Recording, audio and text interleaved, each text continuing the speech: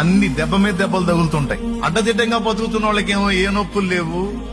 ఆ శాలేమన్నా చెప్పినట్టు అంత మంచిగా బతకాలా, ఎంత మంచిగా బతకాలా, అంత నీతిగా బతకాలా, ఎంత నీతిగా బతకాలని నీతంటే నా బతుకు ఎట్ట తగలబడింది అని నువ్వు అనుకోవచ్చు. కొంతమందిని చూసినప్పుడు నీకు సందేహం రావచ్చు. దానికి నా సమాధానం ఏంటంటే, దేవుడు కొన్ని కారణాలను బట్టి నిన్ను ఆ పరిస్థితుల్లోకి తీసుకెళ్లి ఉండొచ్చు. నీ మనస్తత్వము లో మార్పు వచ్చిద్దా, నువ్వు అంతే ఉంటావా?